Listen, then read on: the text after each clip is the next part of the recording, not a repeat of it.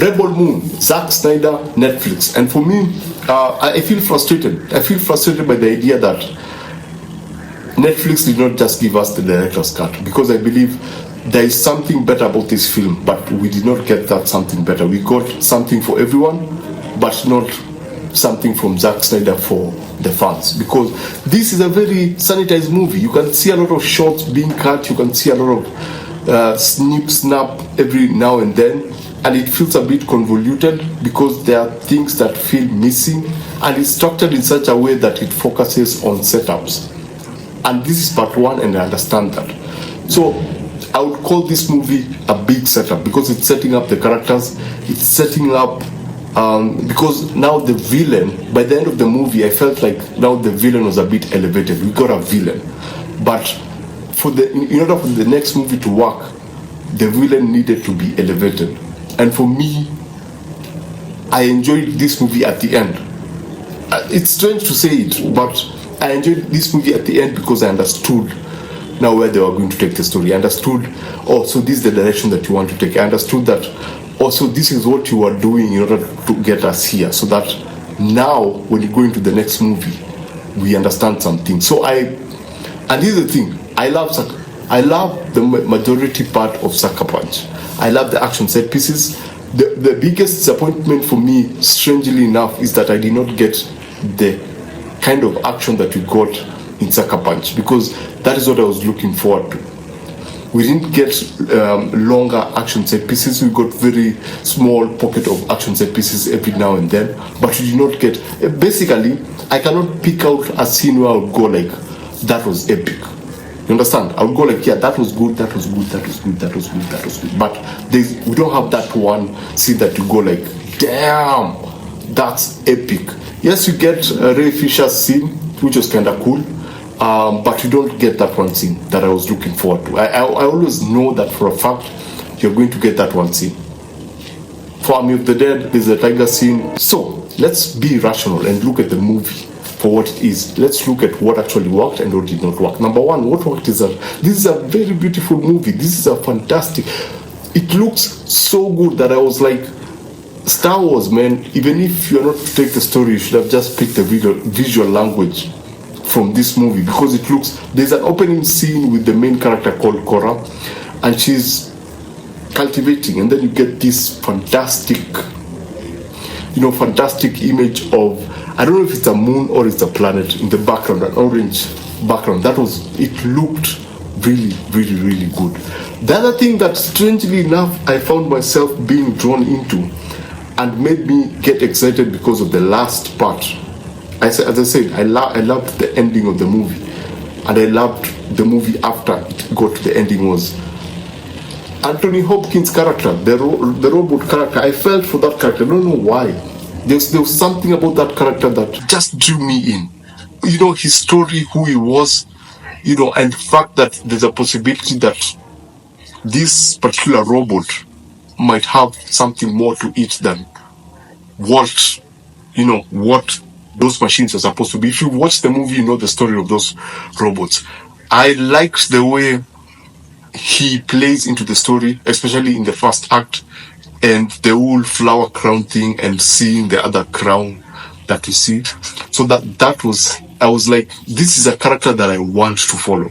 I would want to know more. I would want to see what this machine thinks, because he has seen so much. He saw his master. They stopped being warriors after the death of the king, because they were designed to protect the king. So after the death of the king, they stopped functioning. And so this machine has so much info based on his experiences with those people that I would want to know more about whatever happened to him. Now, performances, Cora is pretty awesome.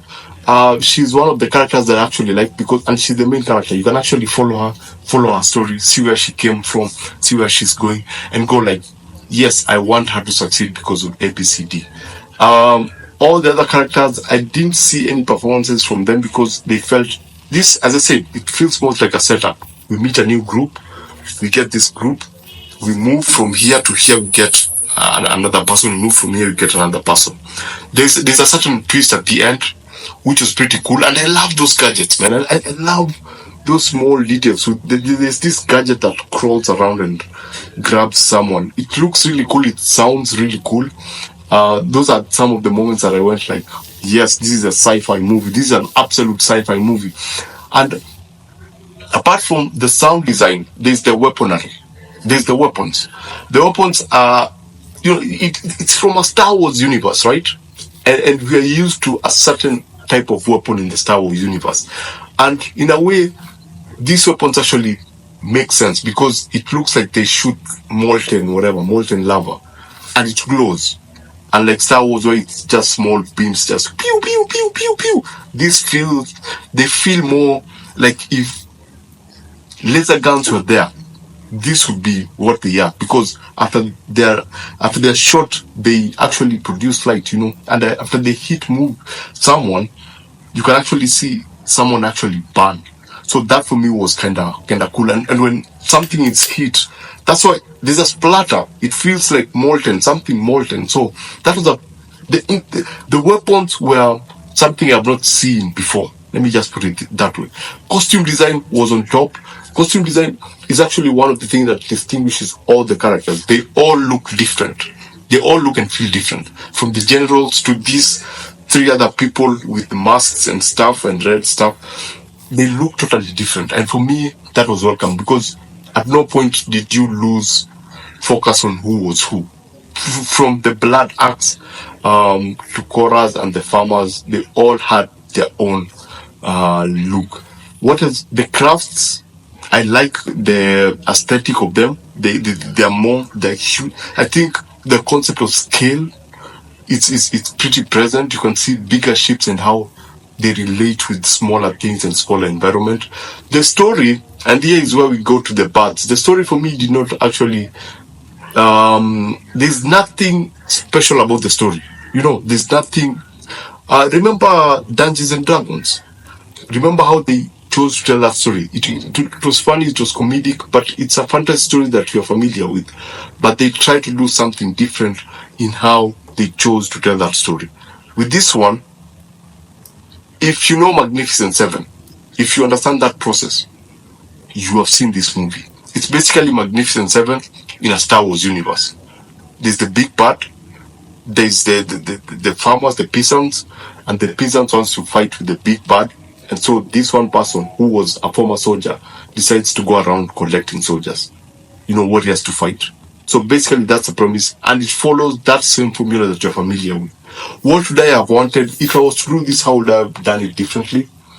Rather than having the guys, the team look for these people to join, I would have the first opening act as a fight scene. So Korra and the farmers take out a group of soldiers, and then they decide, you know what, we'll just send a message, because now they get that feeling that they're all going to die. But Korra decides, you know what, I'm going to get a few people from other planets to come and join us, so that when the bigger forces come, they'll find that we have a bigger force. And as she leaves, every time she goes to a planet, people turn her down. She gets someone and it goes like, me, I can't fight in this thing. And as someone says no, someone else goes like, hey, are you the guys who killed those people in that farm? We had stories about that, yeah. And she goes like, yeah, can I join your group, And then she goes to this other part. This other part are like, we don't want you here because you're going to bring trouble. So they're chased away before they even enter. I mean, they should have just done something different to subvert our expectations. You understand? But then Zack said that there is a director's cut. So that's what I'm waiting to see from Netflix. Maybe there's something more to whatever happened than what we actually got to see. I did not like the screenplay. I did not like the story. Not that I did not like the story. I understand what they're doing with the story, because, as I said, it's a setup. This is the first movie of 2. So they've set up, like, what they've done with the villain, I think is very interesting. I hope that they're going to elevate him. What they've done with Anthony Hopkins' character, I would want to see where they're going to take that character. Because for me, while Korra is the lead, that robot, I just feel that there's something about the robot that just generates a lot of interest for me. All the other characters, I can't wait to see some action set pieces with the particular warriors. What else did I not like? No, there's nothing else I did not like. The music was okay. The pacing. Yes, the pacing was pretty. I was struggling a bit. And I think that goes into the director's cut, because sometimes you feel that some action set pieces just came in and went. You can see missing beats. You can see things being cut. You can see things being pulled out. So for me, I just felt like there's something that was missing. You can actually see it very clearly, and that affected the pacing of the movie, because you get to spend a lot of time with people with a lot of exposition. And again, it's a setup, so they're working really hard to make us understand this universe. And the fact that there are some things that are missing, they rely so much on constant conversation, dialogue, people talking about, what happened, what's going to happen, what's coming, why they're doing whatever they're doing. So I can't wait to see the next one, because according to Zack Snyder, because I've been following a lot of YouTube interviews with him, the next one is going to be all action. It's going to be like all war. And that for me is more exciting, because, as I said, I like Sucker Punch because of the action set pieces. I love 300 because of the action set pieces. I love Man of Steel. Man of Steel have one of the best, I would say, action set pieces that we've ever seen. So yeah, I'm excited for the second part, but I would really want to see the director's cut. I would really want to see what Zack Snyder was thinking without that Netflix need for a PG-13. So basically that's it. Let me know what you thought about Rebel Moon. Second thing, it's on streaming. That's the thing. It's on streaming, so it doesn't really feel like, if it was in the cinemas, I would be angry. I would be pissed off. Because I'd be like, now what have you done? You are trying to extort us, because now you're going to say that you're going to release a DVD with the director's cut. No. This is on Netflix, and it's far more better than what we get on Netflix. It's far more better than any Netflix movie apart from The Killer. So I appreciate that. And I can't wait for the director's cut. I can't wait for part 2. So basically that's it. That's my review of Rebel Moon. Remember to always watch what you enjoy and enjoy what you watch. I shall see you on the next one.